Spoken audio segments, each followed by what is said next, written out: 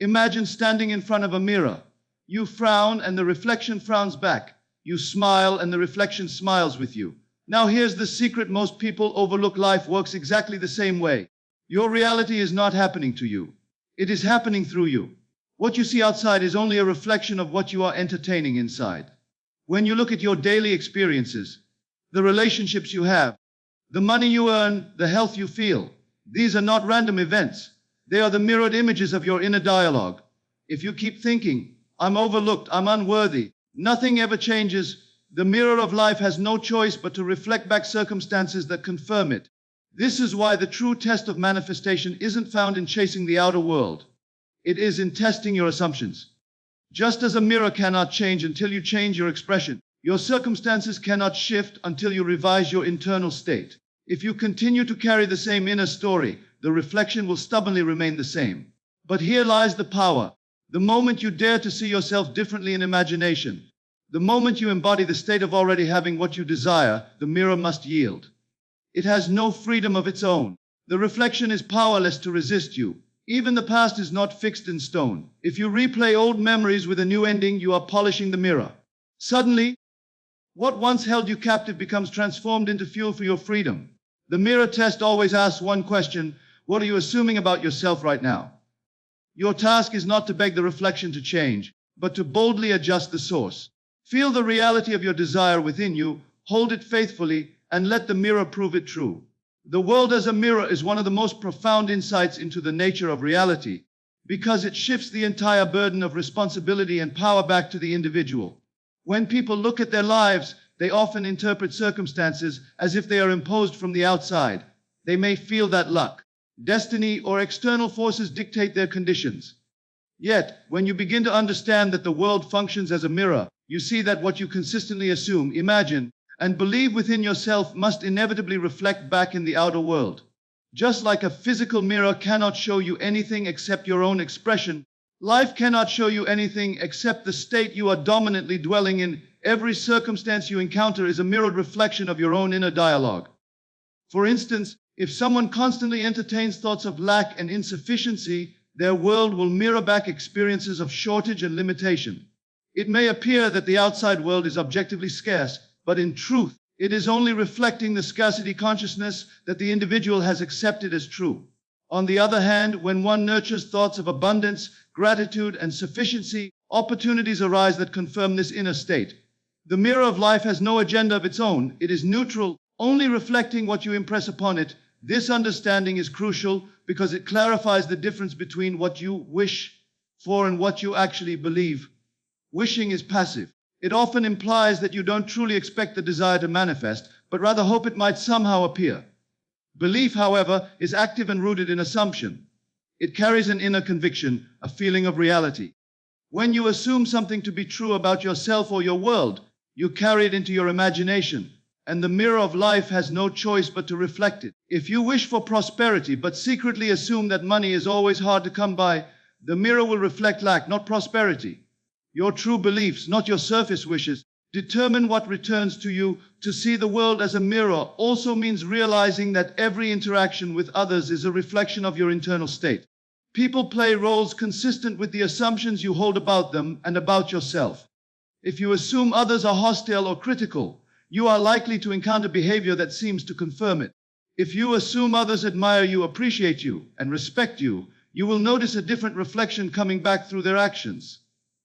This does not mean that people lose their individuality, but it does mean that the roles they play in your life align with the state of consciousness you are entertaining. Your assumptions cast them in a role within your personal drama, and the mirror reflects accordingly. The practical application of this principle lies in deliberately observing your inner dialogue. Most people allow their minds to run on autopilot, filled with conversations of fear, doubt, and complaint. They don't realize that each inner statement is a seed being planted, destined to appear as a mirrored effect in their world. By bringing awareness to what you are saying internally, you begin to recognize the connection between thought and reflection. When you catch yourself saying, "Things never work out for me," you can stop and recognize that you are instructing the mirror to reflect failure. Shifting that inner dialogue to, "Everything is working in my favor even if I can't yet see how," sends a new image to the mirror. And life must eventually reflect it. This principle also reveals why persistence is necessary. A single smile at the mirror produces an instant reflection. But in life, the mirror is not as immediate. The reflection of outer reality is delayed and shaped by the consistency of your inner state. If you entertain a new assumption once and then quickly revert to the old story, the mirror will not have time to show you the new image. Consistency of assumption, sustained inner conviction, and faithful repetition of the new inner dialogue are what bend the reflection into alignment. This is why many people quit too soon, thinking the principle does not work, when in fact they have not held their new state long enough for the mirror to reflect it. Another key dimension is the way the world mirrors hidden beliefs. Sometimes you might declare that you want harmony, love, or success, but your life reflects struggle, conflict, or delay. This does not mean the principle is false. It means there are unconscious assumptions being held within you that are stronger than your conscious desires. The mirror is impartial and will reflect both conscious and unconscious states. It becomes an invaluable teacher, showing you exactly what you truly believe about yourself. By studying the reflection, you can discover hidden assumptions and replace them with new empowering beliefs. Instead of resenting the reflection, you can use it as feedback to adjust the image you are projecting. Consider how this principle transforms the way you see challenges. Instead of blaming circumstances or feeling powerless, you realize that difficulties are mirrored reflections of old states. This doesn't mean you should condemn yourself for what appears in your life, but rather use it as evidence of what has been impressed within.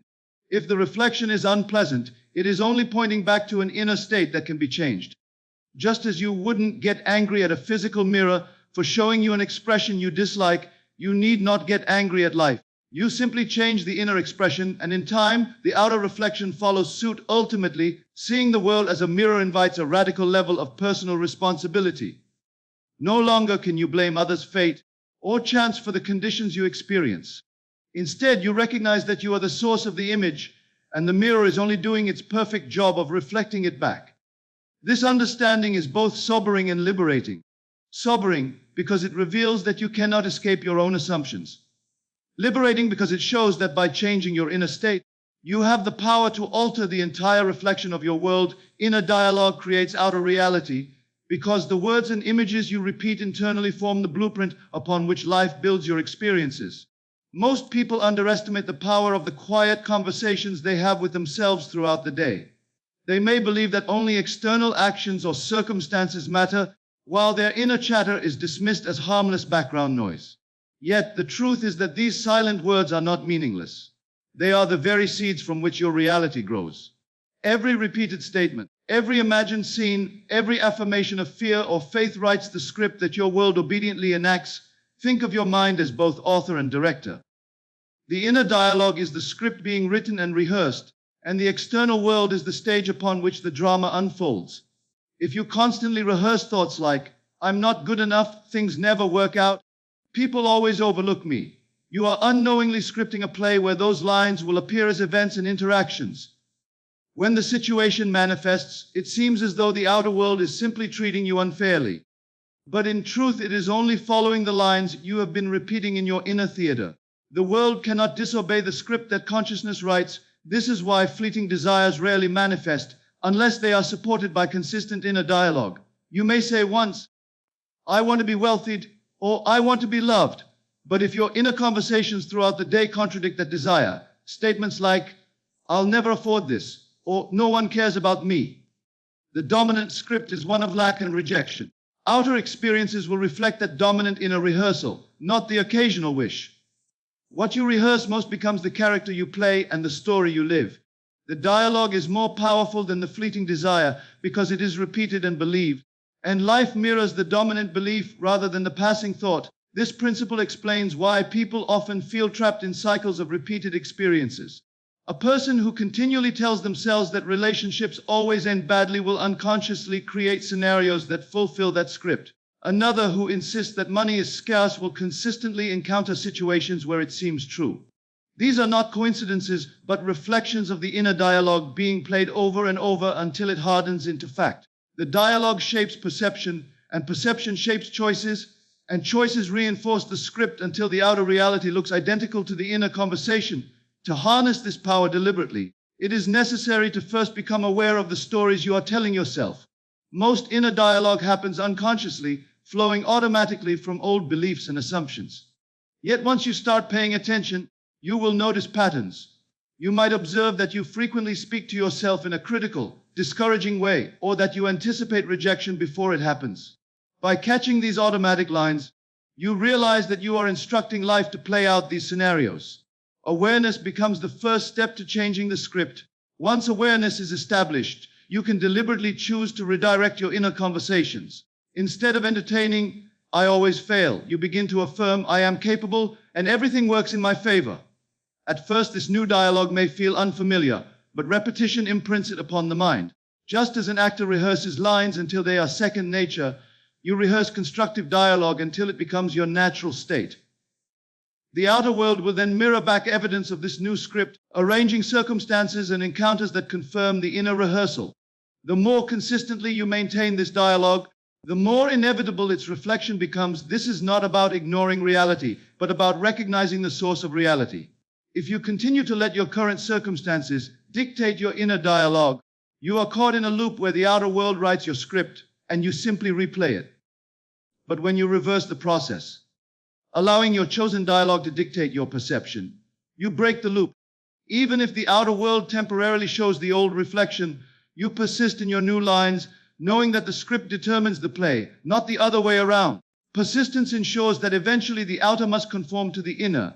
It is also important to recognize the emotional charge within inner dialogue. Words are not hollow, they carry the feeling of belief. If you say, "I am successful," but inwardly feel doubt, then the dialogue lacks conviction. But when you say, "I am successful," with genuine feeling, imagining scenes that imply success, your mind accepts it as true. The dialogue becomes infused with life, and the outer world must take shape accordingly. Feeling is what stamps the dialogue into reality, transforming it from mere words into a living script that demands expression. One of the most powerful practices for mastering inner dialogue is to deliberately construct conversations that imply the fulfillment of your desire. Instead of daydreaming about problems or repeating old grievances, you can imagine a friend congratulating you or someone praising your achievement. By hearing these imagined words in your mind and responding to them, you engage in a dialogue that affirms the desired state as real. Over time, the subconscious accepts these conversations as fact, and the outer world begins to play the scene you have rehearsed within. Ultimately, the truth that inner dialogue creates outer reality places all power in your hands. No external circumstance can dominate unless you agree with it internally. No limitation can persist unless you continue to give it life through your words. Change the inner conversation, and you change the trajectory of your life. The world will always follow the script that you rehearse most faithfully, because consciousness is the playwright and the stage is merely its obedient reflection. Testing assumptions is one of the most revealing aspects of understanding how consciousness shapes reality, because it exposes the hidden beliefs that govern what you experience. People often look at their outer world and assume it is objective, independent, and unchangeable. When something does not shift despite their efforts, they are quick to label it a failure or conclude that manifestation does not work. Yet what appears as stubborn reality is not proof of failure, but proof of the assumptions still being carried within. Life is a mirror, and if the reflection has not yet changed, it means the inner image remains unaltered. Assumptions are the silent beliefs that operate beneath your conscious desires. You may say that you want prosperity, love, or success, but if you carry an assumption that money is scarce, that people cannot be trusted, or that life is unfair, then these hidden assumptions write the script of your experiences. The outer world reflects what you assume to be true, not what you wish to be true. Testing assumptions then becomes the key practice for uncovering the gap between your desires and your dominant beliefs. Whenever reality resists change, it is signaling that an assumption stronger than your desire is still active within. This understanding changes the way you respond to resistance. Instead of feeling discouraged or defeated, you can treat resistance as valuable feedback.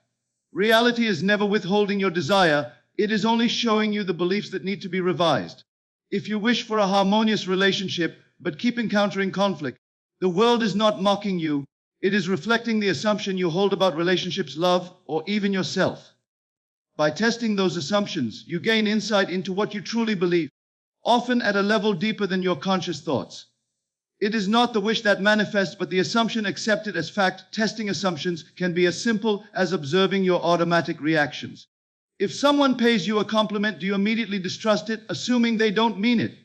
If you see an opportunity, do you dismiss it, assuming you are unqualified? These small, almost unnoticed responses reveal the assumptions that govern your experience.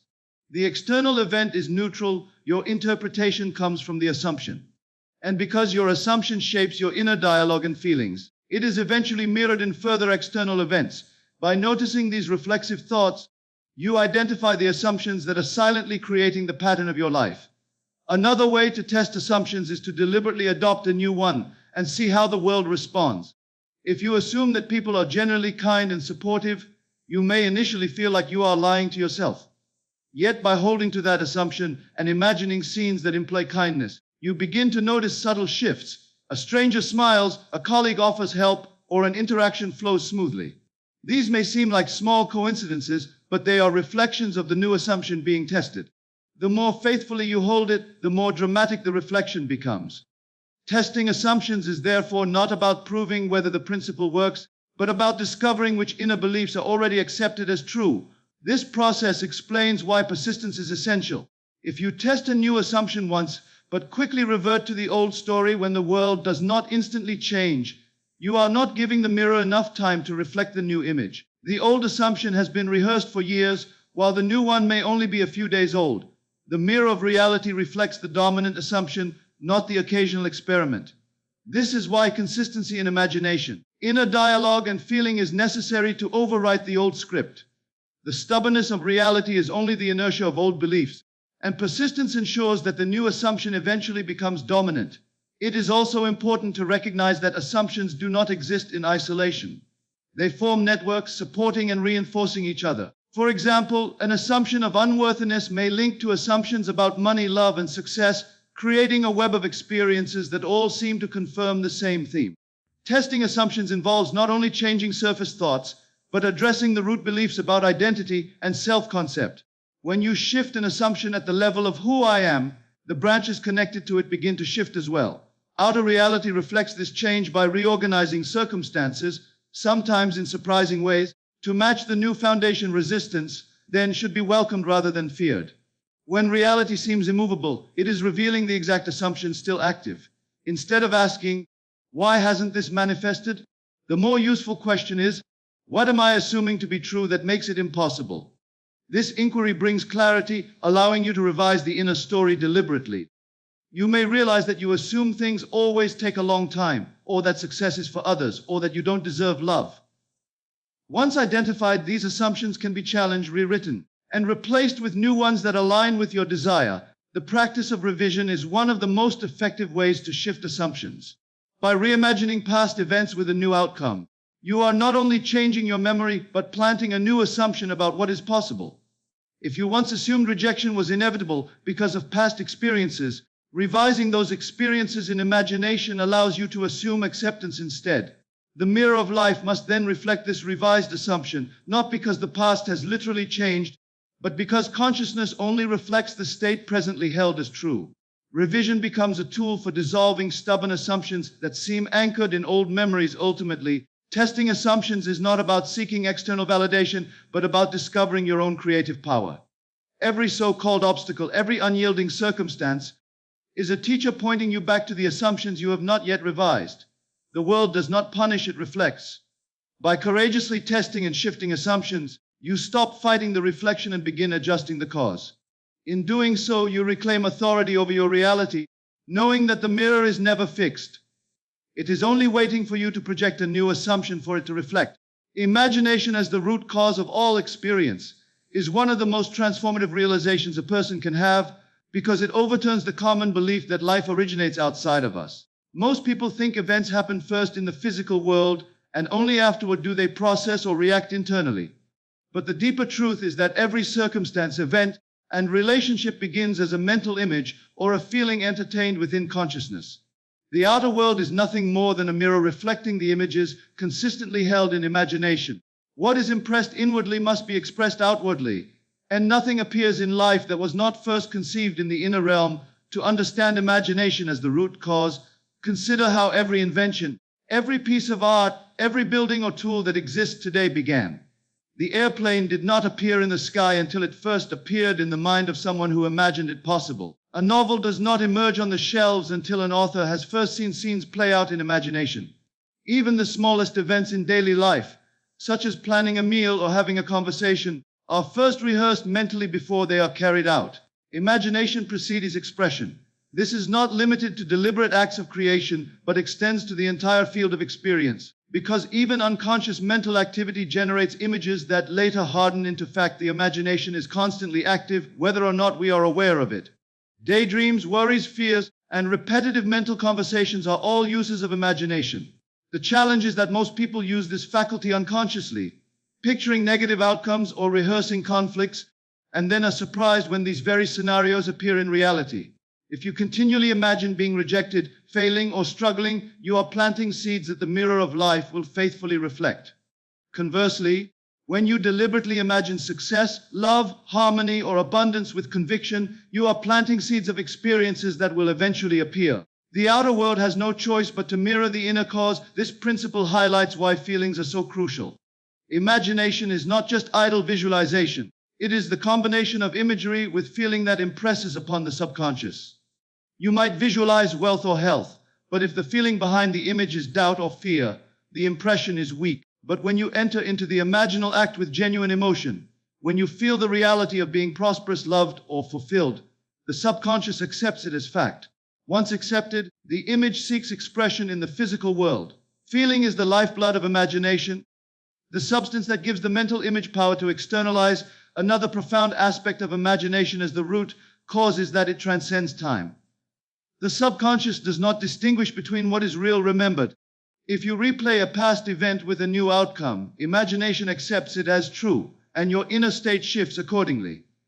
This practice, often called revision, demonstrates the creative power of imagination to alter the meaning and impact of past experiences. Though the event itself may be fixed in memory, the assumption you carry about it is not. By imagining it differently, you plant a new cause, and the outer world mirrors this new cause in future experiences. The past, in this sense, is not a prison but raw material for recreation through imagination. Imagination also determines self-concept, which is the foundation of all manifestations. How you see yourself internally shapes how the world responds to you. If in imagination you continually see yourself as inadequate or unworthy, life will mirror those qualities back through circumstances and interactions. But if you deliberately craft an inner image of yourself as confident, capable, and deserving, the mirror of life must reflect it. Others will begin to treat you in ways consistent with the new image because they are responding to the energy of the state you embody. The outer world does not argue with imagination. It simply reflects it. This principle explains why attempts to change life through effort alone often fail. If imagination remains fixed in the old state, no amount of external struggle can alter the reflection for long. Someone may work tirelessly to earn money, but if they persist in imagining themselves as poor or unlucky, circumstances will arise to drain their resources. Another may strive for love, but if they continue to imagine themselves rejected or unlovable, relationships will confirm that script. True transformation occurs when the inner image changes first. Once the root cause is altered, the outer effect naturally rearranges without strain. Imagination is always primary, action secondary, because action flows from the state assumed within. Testing this principle is as simple as observing your daily mental images and comparing them to your experiences. If you find that your outer world is filled with struggle, it is worth asking, what am I imagining most often? The answer is usually found in repetitive inner scenes, whether they are conscious or unconscious. When you notice these patterns, you gain the power to revise them deliberately. Instead of picturing failure, you rehearse success. Instead of imagining conflict, you rehearse harmony. At first, the outer reflection may lag behind, but persistence ensures that the new imaginal seed takes root and blossoms in physical reality. The world cannot resist the persistent image held in imagination. It is also essential to realize that imagination is not limited by current conditions. You may look at your circumstances and think they define what is possible, but imagination transcends circumstance. The poor man can imagine wealth, the sick man can imagine health, the lonely person can imagine love. By entering into the desired state in imagination, you plant the cause that will eventually override present facts. Facts are only past imaginations that have solidified, but new imaginal acts plant seeds for future expressions. Nothing is fixed except as long as you continue to imagine it the same way. Change the imaginal cause, and the fact must change with it. Understanding imagination as the root cause invites a radical shift in how you approach life. Instead of reacting to circumstances as though they are primary, you turn within to deliberately craft the inner images you wish to see reflected. Instead of waiting for proof before believing, you believe first in imagination and allow the proof to appear. Imagination becomes not just a pastime but the creative center of existence, the invisible workshop where the real work of life is done. Every experience you encounter is the echo of a prior imaginal act, and every new act of imagination plants the seed of tomorrow's reality. Revision and reflection is one of the most powerful demonstrations of how consciousness shapes reality, because it reveals that even the past is not fixed in the way most people assume. Common belief says that once something has happened, it is unchangeable, carved in stone, and destined to determine your future. But when you understand the creative power of imagination, you see that what really shapes your life is not the event itself, but the meaning and assumption you attach to it. The outer world mirrors your inner state, and when you revise how you see past or present events internally, you alter the reflection that must appear in your future. Every memory you carry is not a static photograph, but a living state in consciousness. When you recall an event, you do not simply observe it, you re-enter it, reliving the emotions and assumptions tied to it. If a past event carries pain, rejection, or failure, recalling it reinforces those states, and life reflects them again in future experiences. This is why people often repeat patterns. They continually rehearse old memories with the same interpretations, and those interpretations harden into assumptions. The world, acting as a mirror, reflects those assumptions in the form of similar circumstances. To break the cycle, you must revise the memory by altering it in imagination, replacing the old meaning with a new one. Revision does not deny that something occurred in the physical world, but it changes the inner record you hold. Suppose you remember being humiliated in a conversation. Each time you replay that memory, you strengthen the feeling of humiliation and confirm the assumption that others disrespect you. But if you deliberately revisit the scene in imagination and revise it, seeing yourself confident, hearing the other person speak words of praise or kindness, you alter the assumption associated with that memory. The subconscious accepts the new version as truth because it does not distinguish between real and imagined experiences. The result is that your future reflection shifts. Instead of repeating the pattern of disrespect, you encounter experiences of acknowledgement and respect. Reflection, in this sense, is the law of mirrored reality at work.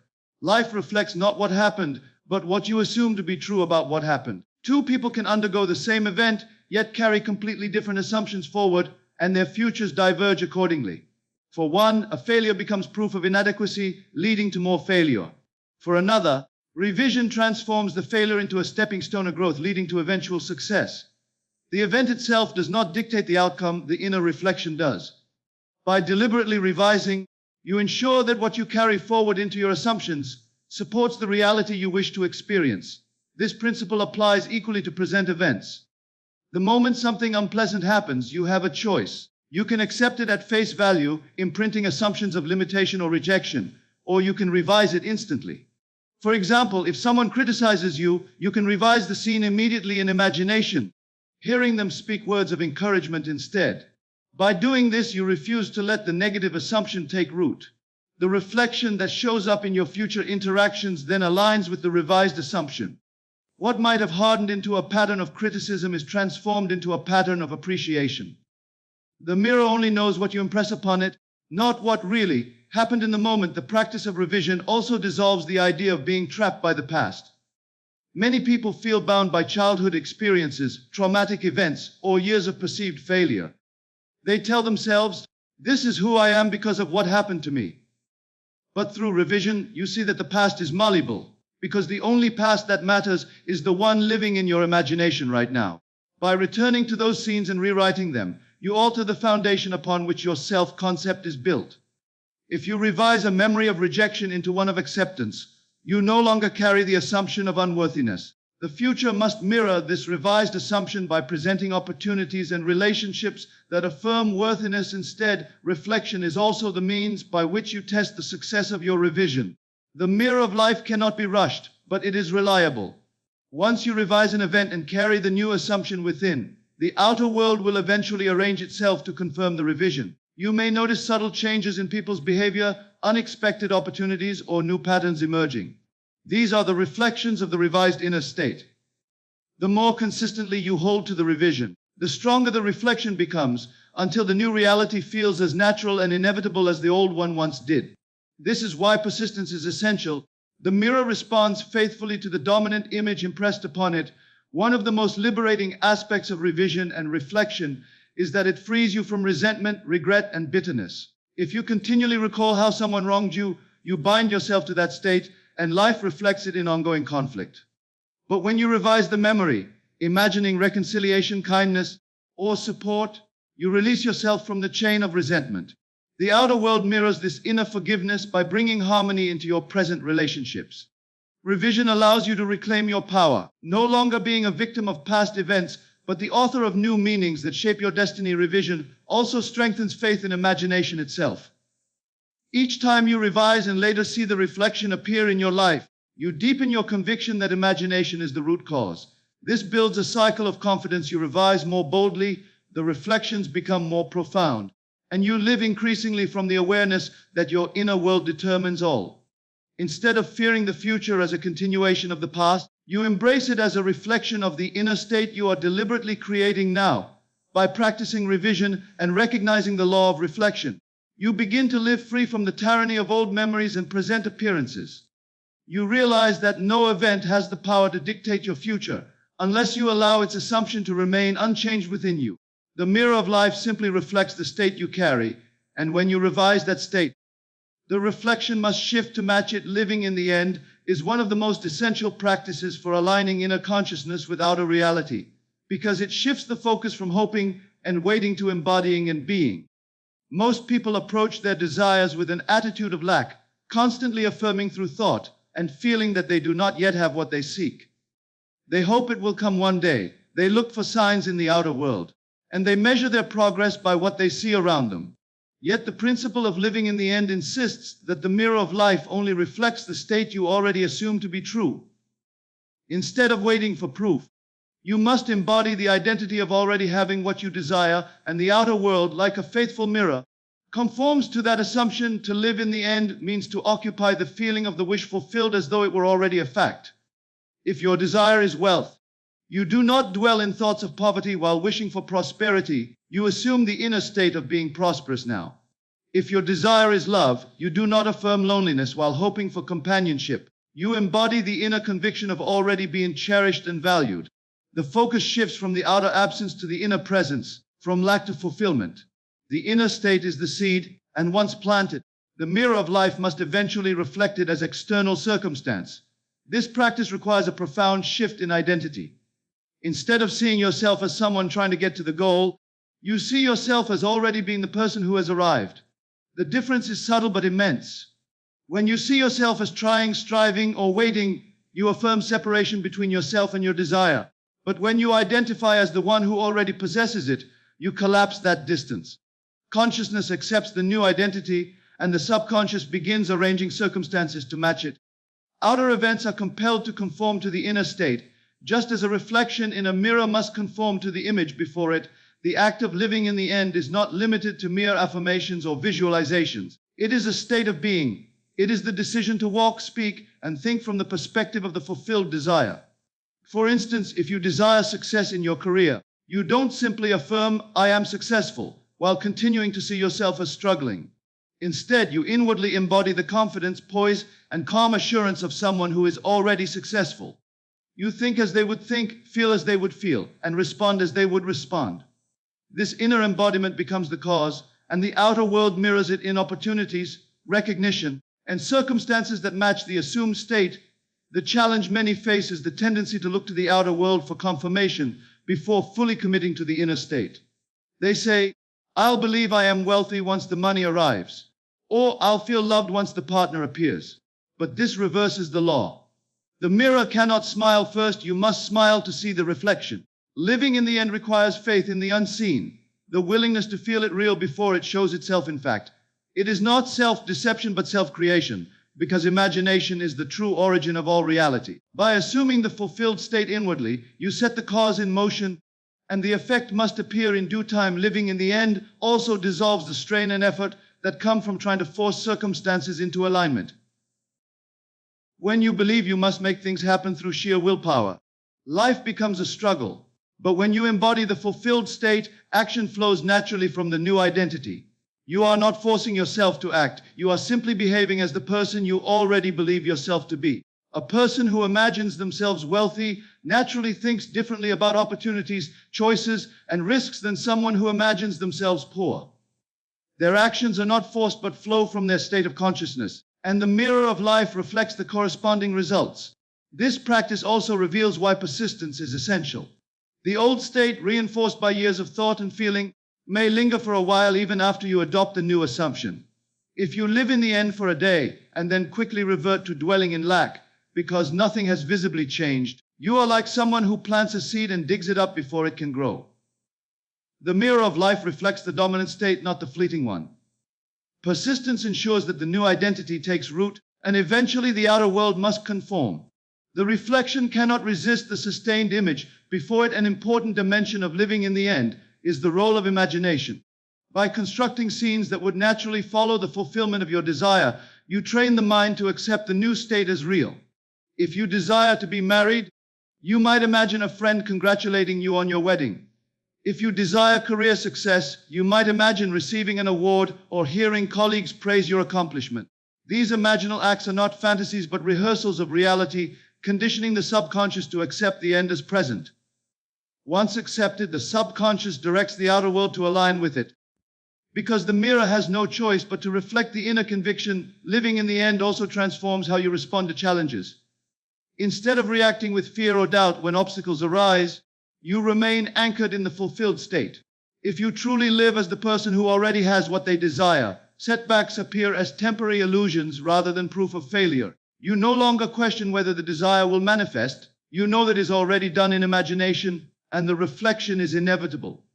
This calm assurance allows you to move through life with confidence, peace, and stability, because your foundation is no longer the shifting evidence of the outer world, but the inner certainty of the assumed end. Ultimately, living in the end shifts your relationship to time.